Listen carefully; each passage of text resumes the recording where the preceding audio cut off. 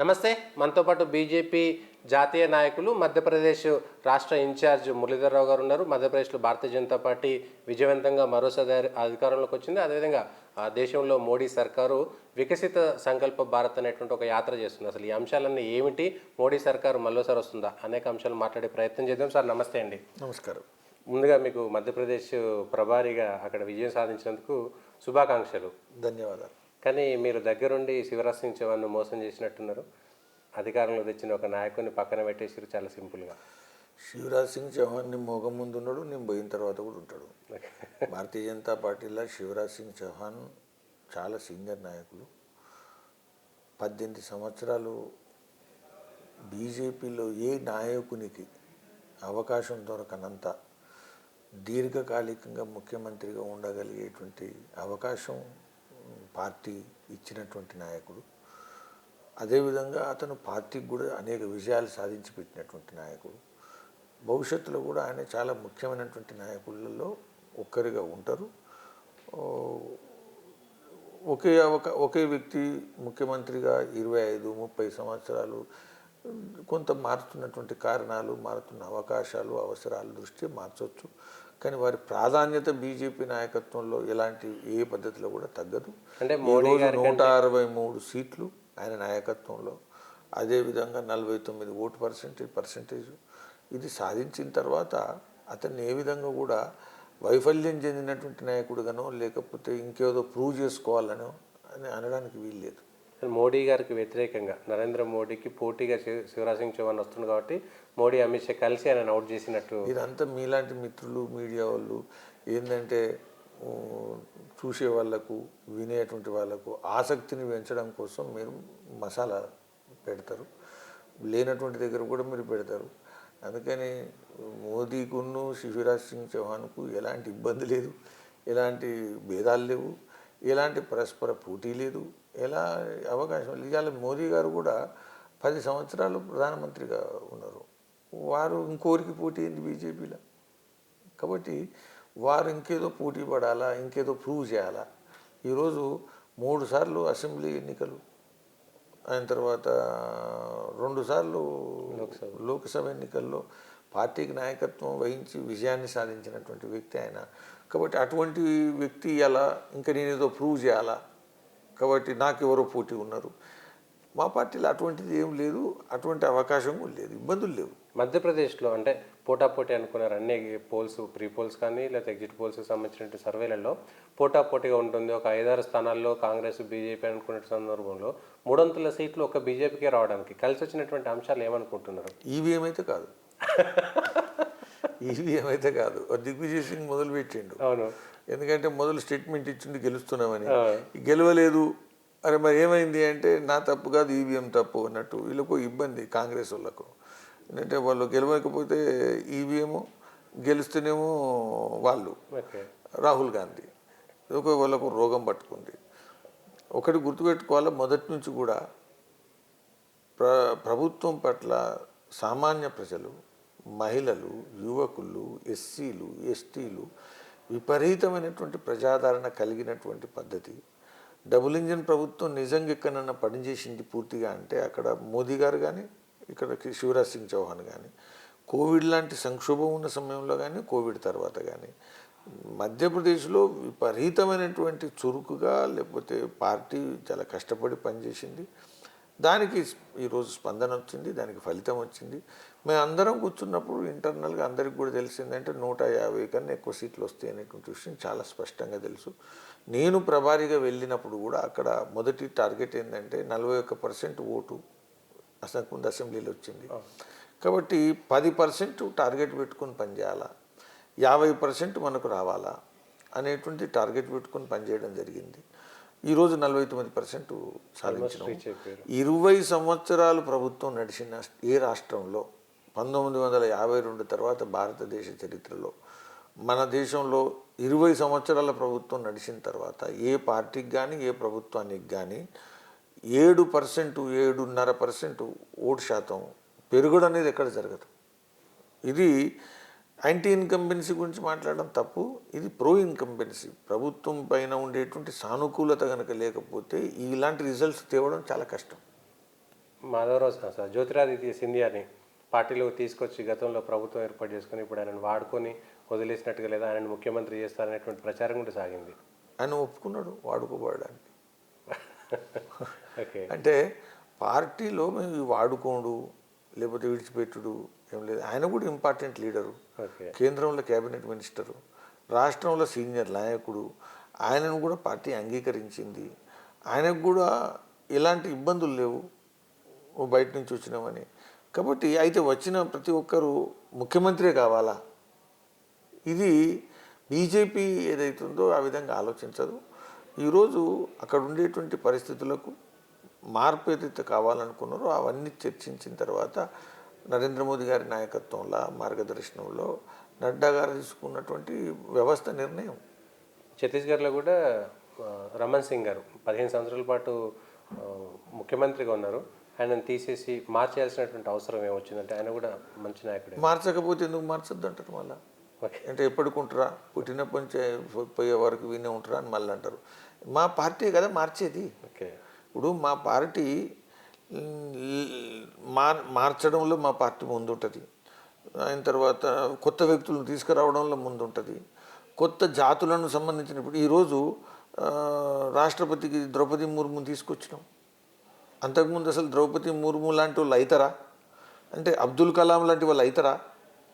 కాబట్టి మోదీ గారి కాలంలో కాదు, ముందు కూడా ప్రయోగాలు చేసి కొత్త యోగ్యులైనటువంటి వ్యక్తులను ఎంపిక చేసి తీసుకొచ్చి సమాజం ముందు నిలబెట్టేటువంటి అనుభవం ఏదైతుందో అది భారతీయ జనతా పార్టీకి చాలా బాగుంది. మీరు మార్పు అంటున్నారు కానీ భారతీయ జనతా పార్టీ అంటే ఒక జాతీయవాద పార్టీ, కులాలను మతాలను చూడదు, జాతీయవాదమే ఊపిరి అనేటువంటి చెప్పుకునే పార్టీ. మధ్యప్రదేశ్లో ఒక ఓబీసీకి ఇచ్చినాము, ఛత్తీస్గఢ్లో ఒక ఆదివాసీకి ఇచ్చినాము, లేదా రాజస్థాన్లో ఒక బ్రాహ్మణ్కి ఇచ్చినాము అనేటువంటి విషయాలు చెప్పుకోవడము తప్పు కాదంటారా? ఇప్పుడు తప్పు అసలే కాదు. కానీ మీరు ఒక విషయం చెప్పండి. నేను చిన్నప్పుడు ఈ జాతీయవాద సిద్ధాంతంలో ఉన్నప్పుడు ఈ జాతీయవాదం అనే లేకపోతే హిందుత్వం అంటారు కదా, వీళ్ళు ఇది బ్రాహ్మణుల హిందుత్వం అనేది ఓకే అనేదా లేదా? ఏమనంటే బ్రాహ్మణులు ఉంటారు ఇంట్లో, బ్రాహ్మణులది ఆధిపత్యం అంటే బ్రాహ్మణ్ బనియా వ్యాపారస్తులది లేకపోతే ఇదే అనేది కదా. ఇప్పుడు అయితే హిందువులంతా కేవలం బ్రాహ్మణులేనా? హిందువులంటే వ్యాపారస్తులేనా? హిందువులంటే ఇతర కులాల వాళ్ళు లేరా? వాళ్ళు హిందువులు కాదా? వాళ్ళు లేకుంటేనే హిందువులు వస్తారా? వాళ్ళు లేకుంటేనే భారతదేశం ఉంటుందా? వాళ్ళు లేకుంటేనే జాతీయవాదం నడుస్తుందా? జాతీయవాదం అంటే కేవలం బ్రాహ్మణులు ఉంటేనే జాతీయవాదమా? కాబట్టి ఇవన్నీ బయటకు వస్తున్న కొద్దీ అరే ఇబ్బంది పడుతుండ్రు. ఓకే. కాబట్టి మేము జాతుల ఆధారంగా కాదు, అన్ని జాతులలో కూడా ప్రభుత్వము నాయకత్వము ఫలాలు వెళ్ళాలా, భాగస్వామ్యం వెళ్ళాలా అనేటువంటిది. ఇప్పుడు 70 సంవత్సరాలు అవుతుంది స్వాతంత్రం వచ్చి. అయితే కొన్ని కులాలకే అధికారమా, కొన్ని కులాలకే పార్టీలా, కొన్ని కులాలకే పోస్టులా? కాబట్టి అన్ని కులాలకు కూడా సాధ్యమవుతుంది అనేది కూడా మార్పే కదా. బీజేపీలో కూడా సాధ్యమవుతుంది. బీజేపీలో కూడా బీజేపీనే ముందుంటుంది. ఓకే.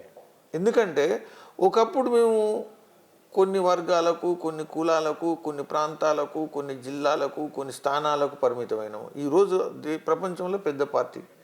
ప్రపంచంలో పెద్ద పార్టీ అన్నప్పుడు మేము గెలుస్తున్నప్పుడు ప్రజలు మేము విశ్వసిస్తున్నప్పుడు సామాజిక బాధ్యతలు, సామాజిక భాగస్వామ్యాన్ని పెంచే విధంగా ముందుకు తీసుకుపోవాలా. ఇది ఎవరి బాధ్యత?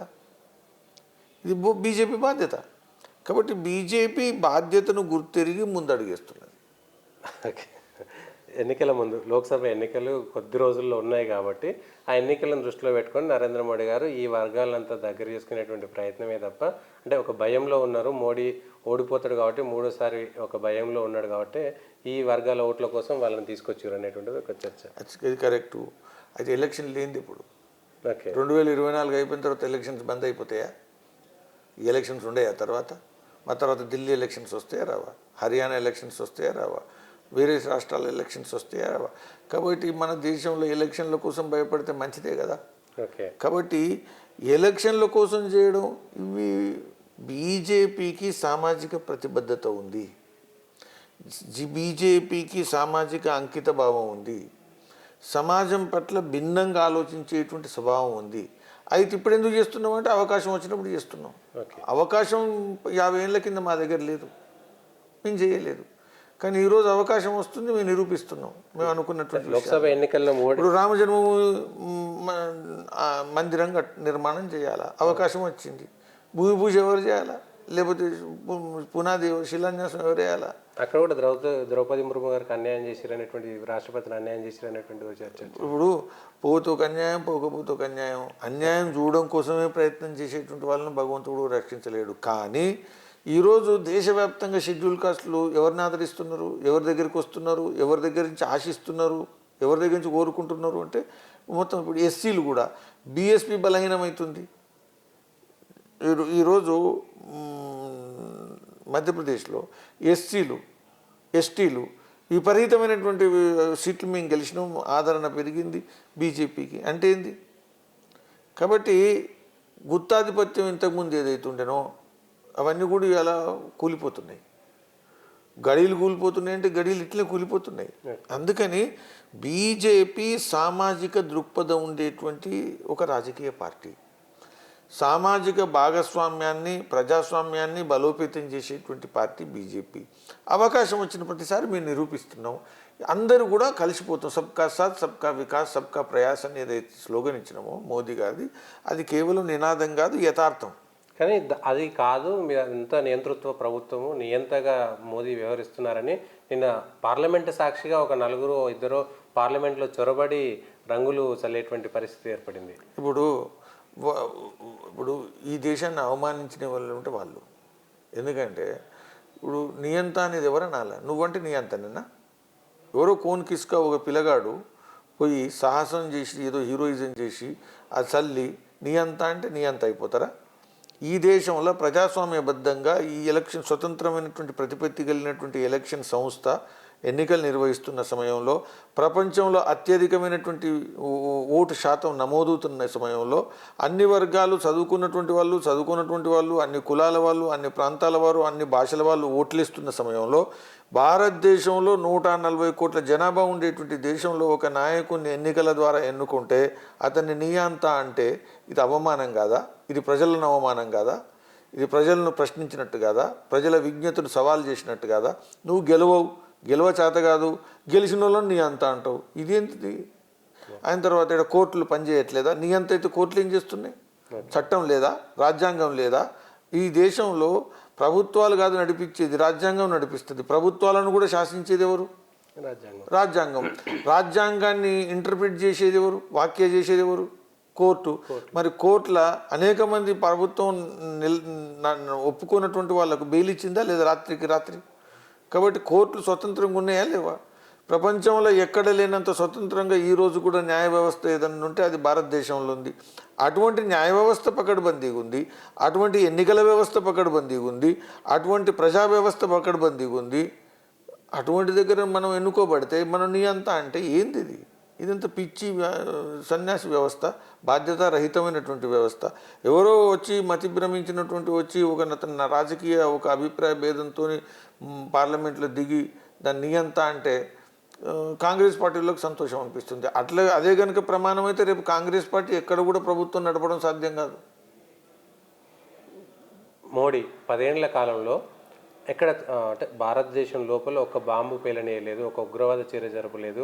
ఇంటెలిజెన్స్ వ్యవస్థలో వరల్డ్ క్లాస్, హై క్లాస్ ఇప్పుడు భారతదేశం మాత్రమే ఉన్నది అనుకున్న తరుణంలో ఒక ఇద్దరు పార్లమెంట్లో ఇట్లా చొరబడుతున్నటువంటి దాంట్లో ఫెయిల్యూర్గా మనం మచ్చగా ఉండిపోదా మోడీ గారు? ఇది ఒకటి గుర్తుపెట్టుకోండి, ఇది ఇంకా దర్యాప్తు జరుగుతున్నది కాబట్టి దర్యాప్తు పూర్తిగానంత వరకు నేను చివరిగా నాకు అధికారం ఉన్న వ్యక్తిగా మాట్లాడడం నాకు కష్టం. కానీ ఒకటి మాత్రం సార్, ఇప్పటి వరకు జరుగుతున్నటువంటి సందర్భంగా బాంబు అయితే రాలేదు, తుపాకీ అయితే రాలేదు, ఏదో ఓలి రంగు వచ్చింది, అది కూడా రాకూడదు. ఒకటి ఇంటెలిజెన్స్ ఫెయిల్యూరు, వ్యవస్థ ఫెయిల్యూరు. ఖచ్చితంగా భవిష్యత్తులో దీని విషయంలో ఇంకొకసారి ఇటువంటి ఘటన జరగకూడదు. ఇది ఒక సవాలుగా మోదీ గారి ప్రభుత్వం తీసుకోవాలా, ఇంకా ఇంప్రూవ్ చేయాలా. అంటే ఇప్పుడు దాని అర్థం ఏంటంటే ఇంతకుముందు కాంగ్రెస్ ప్రభుత్వాలు ఉన్నప్పుడు 120 జిల్లాలు కాదు 180 జిల్లాల వరకు నక్సలైట్ల పని విస్తరించింది. దాంతో పోల్చుకుంటే చాలా ముందుకు పోయింది. జమ్మూ కాశ్మీర్లో లేకపోతే ఇతర రాష్ట్రాల్లో, మన హైదరాబాద్లో ఉగ్రవాదం, ఇస్లామిక్ ఉగ్రవాదం ఘటనలు కూడా జరిగేది. దాంతో పోల్చుకుంటే పెరిగింది. అయితే ఇటువంటి ఘటన ఖచ్చితంగా ప్రభుత్వానికి ఒక అలారం. కాబట్టి వీటి విషయంలో ఇంకోసారి జరగవద్దు. ఇది బాధ్యత మోదీ గారి ప్రభుత్వందే. ప్రతిపక్షాలు మోడీ గారు అమిత్ షా రాజీనామా చేయాలని నిన్న కూడా. ఇప్పుడు ఒక విషయం ఏంటంటే ప్రతిపక్షాలకు ఇంతకన్నా మంచి పని లేదు. అర్థమైందా? ఇప్పుడు ప్రజలు ఇది కోరుకుంటలేరు. ప్రజలు ఇది జరిగినటువంటి ఘటన తప్పు, దాని విషయంలో ఎవరిపాటుకు ఉండాలా, అలారం అనుకుని భావించాలి, ముందడుగేయాలి. కానీ దీన్ని చూసి వీళ్ళు రిజైన్ చేయాలి, వీళ్ళు రిజైన్ చేస్తే వీళ్ళేంది ఎంతకన్నా యోగ్యులు కాలు వేరు. ఇటువంటి అనేక ఘటనలు ఇంటి మీదకి వచ్చి అటాక్ చేసిన సందర్భాలు ఉన్నాయి. కాబట్టి వీళ్ళు మాట్లాడేది కరెక్ట్ కాదు. మళ్ళీ నరేంద్ర మోడీ సర్కారు మూడోసారి వస్తున్నటువంటి నమ్మకం ఉందా ఇవన్నీ చూసిన తర్వాత? మేము ఒక విషయం చెప్పండి, 2018లో రాజస్థాన్ మేము ప్రభుత్వం ఏర్పాటు చేయలే, మధ్యప్రదేశ్లో మేము ప్రభుత్వం ఏర్పాటు చేయలే, ఛత్తీస్గఢ్లో మేము ప్రభుత్వం ఏర్పాటు చేయలే. అంతకన్నా ముందు ఎన్నికలైనప్పుడు కర్ణాటకలో స్వల్పంగా మేము తక్కువ ఉండి ప్రభుత్వం ఏర్పాటు చేయలే. ఇవేవి ప్రభుత్వాలు లేకుండా మేము 2019 ఎన్నికలకు పోయినాం నరేంద్ర మోదీ గారి నాయకత్వంలో. అంతకుముందు గెలిచిన సీట్ల కన్నా ఎక్కువ గెలిచినాం, 303 సీట్లు గెలిచినామా లేదా? కాబట్టి దాంతో పోల్చుకుంటే ఈరోజు మోదీ గారు 2024 ఎన్నికల ముందు 2023లో అత్యధికమైనటువంటి ప్రజల ఆమోదం పొందేనరా పొందలేదా? ఇప్పుడు రాజస్థాన్లో మేము గెలిచినాం, ఛత్తీస్గఢ్లో గెలిచినాం, మధ్యప్రదేశ్లో గెలిచినాం. ఒక విషయాన్ని రుజువు చేసినాం అంటే కాంగ్రెస్ ప్రభుత్వాన్ని కొనసాగించడం కాంగ్రెస్కు రాదు. బీజేపీని ప్రభుత్వం ఎట్లా నడపాలా, మళ్ళీ కొనసాగించాలా, మళ్ళీ ప్రజామోదం ఎట్లా పొందాలా అనే దాని విషయంలో ఆరితేరినటువంటి దిట్ట అనేది రుజువైంది. కాబట్టి నూతన ఉత్సాహంతో, నూతన బలంతో, కొత్తగా వచ్చిన అదనపు మద్దతుతో ఖచ్చితంగా ఇంకా మోదీ గారు మెజారిటీని పెంచుకునేటువంటి దిశగా లక్ష్యం సిద్ధం చేసుకోవడానికి మంచి ఆత్మవిశ్వాసం పెరిగింది. ఇంకొకటి రెండోది, ఈరోజు రాహుల్ గాంధీ దేనికి నాయకత్వం వహించాడు? కాంగ్రెస్ని గెలిపించలేకపోతాడు, రేపు టీఎంసీని గెలిపిస్తాడు, డిఎంకేని ఎలా గెలిపిస్తాడు. కాబట్టి కూటమికి నాయకత్వం వహించగలిగేటువంటి సామర్థ్యం లేదు అనేది ఈ ఎన్నికలలో ప్రూవ్ అయింది. కానీ అంత దిట్టగా ఉన్నటువంటి భారతీయ జనతా పార్టీ తెలంగాణ లాంటి రాష్ట్రంలో ఎందుకు ఫెయిల్యూర్ అవుతుంది ప్రతిసారి? ఫెయిల్ అయింది, సక్సెస్ అవుతాం. ఇప్పుడు 2018లో ఫెయిల్ అయినామా లేదా? ఒకటే సీట్ వచ్చిందా లేదా? అప్పుడు 6.9% ఓటు వచ్చింది. 2019 వచ్చే వరకు 20% ఓటుకు పోయినాం, 4 సీట్లు పెరిగినాం, వచ్చినాం కదా. ఈసారి కూడా మేము అనుకున్నంత రాలేదు, గెలవలేదు. కానీ ఇప్పుడు 14% ఓటు వచ్చింది, 8 సీట్లు గెలిచినాం. కాబట్టి అతిపెద్ద రాజకీయ పార్టీగా పార్లమెంట్లో గెలవాలా అనే లక్ష్యం. గెలుస్తుంది అంటారు తెలంగాణ ఇట్లాంటి సిచ్యువేషన్లో? పోయినసారి చూసిన దానికన్నా ఇంకా మంచిగా ఉంది కదా. పోయినసారి మేము రాజస్థాన్లో గెలవలేదు, ఎక్కడ గెలవలేదు. ఇప్పుడు అన్నీ గెలిచిన తర్వాత ఒక తెలంగాణ గెలవాలి కదా. కాబట్టి ఖచ్చితంగా గెలుస్తాము, మాకు బలం ఉంది, మాకు ప్రజల విశ్వాసం ఉంది. ఇంకోటి, చాలామంది మా కార్యకర్తలు ఎన్నికలలో వెళ్ళినప్పుడు చాలాసార్లు మాకు ఫీడ్బ్యాక్ ఇచ్చేది ఏంటంటే, అదే ఈ రాష్ట్ర ఎన్నికలలో మీకు బలం పెరగాల, కానీ మోదీ అయితే ఢిల్లీలో ఉండాలనే, మేము మళ్ళీ వచ్చేసారి వాళ్ళ పార్లమెంట్కి అయితే ఖచ్చితం అని చెప్పినటువంటి అనేక సందర్భాలు ఉన్నాయి. అట్లా జరుగుతుంది అంటారా? జరుగుతుంది, పూర్తిగా. పోయినసారి జరిగింది, అంతకన్నా ఎక్కువ జరుగుతుంది ఈసారి. ఎన్ని టార్గెట్ పెట్టుకున్నారు సార్? మేము నెంబర్ 1 కావాలని కదా. ఓకే, అంటే మీ కాంగ్రెస్ కంటే టీఆర్ఎస్ కంటే బీజేపీ ఎక్కువ సీట్లు రావాలి. అదే కదా నేను చెప్పేది. ఎంపీలు తెలంగాణలో బీజేపీ నెంబర్ 1 పార్టీ కావాలని కదా. అంత అత్యాశలాగా అనిపించింది. అత్యాశ పోయినసారి నువ్వు నేను తక్కువ పెట్టుకుంటే నువ్వే అంటావు, ఇంత కూడా లేకపోతే ఎట్లా అని. పోయినసారి 4 సీట్లు వచ్చినాయి, కాంగ్రెస్కు 3 సీట్లు వచ్చినాయి, రెండో పెద్ద పార్టీ అయినా. ఇప్పుడు బీఆర్ఎస్కు 17 సీట్లు రాలేదు, 16 సీట్లు రాలేదు. కాబట్టి 9 సీట్లు వచ్చింది. ఇప్పుడు వాళ్ళు కొద్దిగా దిగిన తర్వాత వీళ్ళు ఇక్కడనే ఉంటే మేమే కదా పెరిగేది. కాబట్టి మేమే నెంబర్ 1 కావాలనేది మా ప్లాన్. ఎన్ని చేసినా, ఎన్ని తిరుగుతున్నా, ఇంత పార్టీకి జనరల్ సెక్రటరీగా వివిధ రాష్ట్రాలకు ఇన్ఛార్జ్గా ఉన్న మురళీధర్ రావుకు మాత్రం భారతీయ జనతా పార్టీ టికెట్ ఇవ్వట్లేదు. మోసం చేస్తుందా? టికెట్ ఇక్కడ ఒకటి గుర్తుపెట్టుకో, నాకు ఒకటేసారి 2014 కరీంనగర్ సీటు విషయంలో సుమారుగా నిర్ణయం అయిపోయిన తర్వాత, అప్పుడు ఉండేటువంటి సమయంలో తెలంగాణ ఉద్యమం నడిచినటువంటి నేపథ్యంలో చాలామంది సీనియర్లు, విద్యాసాగర్ రావు గారు సీనియర్ నాయకుడు, తెలంగాణ ఉద్యమం లాభం వస్తుంది, మురళీధర్ రావు ఉంటే ఆ లాభం రాదు అనేటువంటి కోరికతోని, ఆకాంక్షతోని మురళీధర్ రావుకు లాస్ట్ మూమెంట్లో టికెట్ ఇవ్వలేదు. అదొకటి. ఇంకా నాకు టికెట్ ఇవ్వండి ఇక్కడ. 2019 మొన్న కూడా నా తర్వాత నేనే పోటీ చేయలేదు. నేను కర్ణాటక బాధ్యత నా దగ్గర ఉండింది, రాజస్థాన్ బాధ్యత నా దగ్గర ఉండింది పార్లమెంట్ ఎలక్షన్స్లలో. మీరు అన్నట్టు 3-4 స్టేట్లలో మేము ఓడిపోయినాము. ఆ పరిస్థితులలో మెజారిటీ రావాలంటే నాలాంటి జనరల్ సెక్రటరీస్ పూర్తిగా పనిచేయాలనే ఉద్దేశంతో ఆ విధంగా నేను ఎక్కడ తిరిగి ఏదో కాన్స్టిట్యున్సీలో తిరిగి ఆ తర్వాత నాకు పోటీ చేస్తా అంటే టికెట్ రాలేదనేది ఏం లేదు. నేను గత 2 సంవత్సరాలు తెలుసు, అందరికీ తెలుసు, స్పష్టంగా తెలుసు. నేను మల్కాజ్గిరి పార్టీ నాయకత్వానికి చెప్పింది, అప్పటి నుంచి తిరుగుతున్నది తెలుసు. కాబట్టి మళ్ళీ ఇంకోటి నాకు అర్థం కాదు ఏంటంటే, ఇక్కడ నాకు అసెంబ్లీలో కూడా పోటీ చేయమని అడిగిన రిక్వెస్ట్ చేసిన మల్కాజ్గిరి. భయపడ్డట్టున్నారు మీరు. ఒక విషయం గుర్తుపెట్టు, భయపడలేదు. ఒక ప్రజలు అందరూ కూడా మొదటి నుంచి కూడా నేను అసెంబ్లీ పోటీ చేస్తాను ఎప్పుడు అనలేదు. ఓకే. ఆయన తర్వాత నేను సీఎం పోటీలో ఉన్నారని కూడా ఎవరు అనలేదు, నేను కూడా అనలేదు. కాబట్టి ఇటంటే అటు అటంటే ఇటు అని నన్ను పెట్టకండి. నేను ఎప్పుడు ఆ లైన్లో ఆలోచించలేదు. ఏమైందంటే నన్ను చూస్తే మళ్ళీ కల్చర్ క్రాష్ అవుతుంది, ఎందుకంటే మళ్ళీ చూసి ఒక తిరిగా చూసి ఇంకో తిరిగా చూస్తే ఇబ్బంది అవుతుందని నేను ఆ విధంగా ఎందుకు. అంతేగాని ప్రజలకు, కార్యకర్తలకు అందరికీ మొదటి నుంచి ఒక అవగాహన ఉంది. అందుకని నేను గత 2-3 సంవత్సరాల నుంచి కంటిన్యూస్గా ఆ విధంగానే పనిచేస్తున్నాను. మీరు గెలుతురు కానీ ఇప్పుడు మల్కాజ్గిరి హాట్ సీట్ అయిపోతున్నట్టుంది బీజేపీలో. ఎందుకు అంటే గెలుస్తేనే నమ్మకం వచ్చింది. మొదలు కూల్ సీట్ అది, మొదలు కూల్ సీట్ అది. ఏమన్నా అది మొదలే ఆట, ఇప్పుడు ఇంకా ఆట అవుతుంది, ఏమి ఇబ్బంది లేదు. అయినా ఇంకోటి హాట్ లేకపోతే మురళీధర్ రావు ఎందుకు ఉండాలా? అంటే చాలా మంది పెద్ద పెద్ద నాయకులు పోటీ పడుతున్నారు కదా మీకు ఇప్పుడు అక్కడ. ఇప్పుడు ఎవ్వరు పోటీ పడకపోతే అప్పుడు అంటారు దిక్కు లేని పార్టీకి నువ్వో నాయకుని అని అంటావు. మళ్ళా అన్నీ మీ మీడియా వాళ్ళతో ఇబ్బంది. మీరు లెఫ్ట్ పెడితే రైట్ పెడతారు, రైట్ పెడితే లెఫ్ట్ పెడతారు. అందుకని పోటీ ఉన్నదాలనే పోటీలో ఉంటా నేను. ఓకే. మల్కాజ్గిరి నుంచి అంటే బీజేపీ గెలుస్తుంది అనేటువంటి నమ్మకం ఉందంటారా? అసలు తెలంగాణలో గెలుస్తుందా అంటే గెలవరు అంటారు, మళ్ళీ గెలిచినప్పుడు మళ్ళీ ఇబ్బంది పడతారు. హైదరాబాద్లో మంచి సీట్లు, రంగారెడ్డి, హైదరాబాద్ పాత రంగారెడ్డి, హైదరాబాద్ జిహెచ్ఎంసీ పరిధిలో నిజానికి బీజేపీకి ఎమ్మెల్యే సీట్లు ఎక్కువ ఇన్ని వస్తాయి అనుకున్నారు. వెరైటీగా ఏంటంటే అసలు హైదరాబాద్లో రాకుండా అనే గ్రామీణ ప్రాంతాల్లో వచ్చినాయి. పట్టణ ప్రాంతంలో ఉండే పార్టీ హైదరాబాద్ పార్టీ అని ముద్ర పెట్టడానికి హైదరాబాద్లో సీట్లు. అంటే మీరు ఊకే హైదరాబాద్ పార్టీ అంటారు కదా, అందుకని భగవంతుడు ఏం చేసిండంటే హైదరాబాద్ నుంచి బయట పార్టీ అని చెప్పడం కోసం అవకాశం ఇచ్చిండు. అందుకని ఇప్పుడు మీరు ఊకే అనేక దశాబ్దాల నుంచి బీజేపీ అంటే హైదరాబాద్ పార్టీ, బీజేపీ అంటే హైదరాబాద్ పార్టీ, బీజేపీ అంటే హైదరాబాద్ పార్టీ. అందుకని ఇప్పుడు మాకు ఇప్పుడు చీఫ్ మినిస్టర్లు అయిదాం అనుకున్న అందరూ ఊర్లలోకి వెళ్ళి వచ్చింది కదా, అందుకని ఊర్లలో పోయింది పార్టీ. ముఖ్యమైన నాయకులంతా ఓడిపోయారు, కొత్త నాయకులంతా గెలిచారు. ఇప్పుడు దాని అర్థం ఏంటంటే మాకు నాయకుల సంఖ్య పెరిగింది. ఇప్పుడు పోటీ పెరిగింది పార్టీలా. పోటీ అని కాదు, ఇప్పుడు ముఖ్య నాయకులు ఉన్నారు, ఓడిపోయినా కానీ ఉన్నారు, కొత్త నాయకులు మళ్ళీ నాయకులైనలు. కాబట్టి ఓవరాల్గా నాయకుల సంఖ్య పెరిగింది కదా. నాయకుల సంఖ్యలో పెడితే కొట్లాటలు కూడా పెరుగుతాయి కదండి. కొట్లాటలకు భయపడితే రాజకీయాల్లో ఉండొద్దు. ఓకే. కొట్లాటలకు భయపడేటువంటి పార్టీ రాజకీయాల్లో ఎట్లుంటుంది? అందుకని ఇంకోటి, బీజేపీలో కొట్లాటలను కార్యకర్త సహించడు. ఓకే. కార్యకర్త ఓనర్షిప్ ఉండే పార్టీ ఇది. ఓకే. కాబట్టి ఎవరు అటు ఇటు ఏ ఆట ఆడినా చివరికి కార్యకర్తకు నచ్చే విధంగానే ఆడాలి.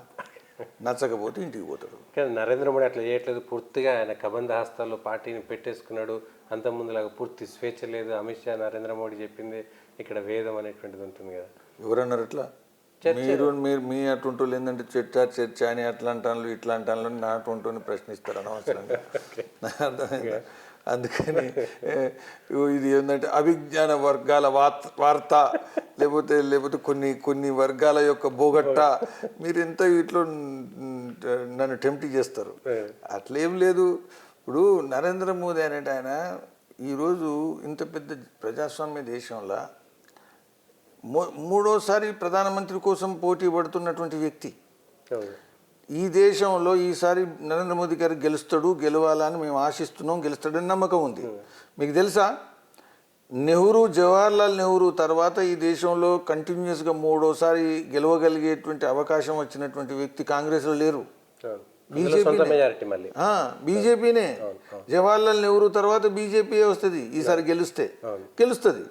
కాబట్టి అలాంటి నరేంద్ర మోదీ గారు ప్రజల విశ్వాసాన్ని పొందుతుంటే, ప్రజల ఆమోదం పొందుతుంటే మళ్ళా పిడికిట్లా పట్టుకున్నాడు. మీడియా దగ్గర రావడం భయపడతారు కదా మోడీ. మీడియాతో ఒక ప్రెస్ మీటే పెట్టలేడు, భయపడుతున్నాడు. ఒక నిమిషం ఏంటంటే మీడియాకు భయపడతాడు కానీ ప్రజలకు భయపడతలేడుగా.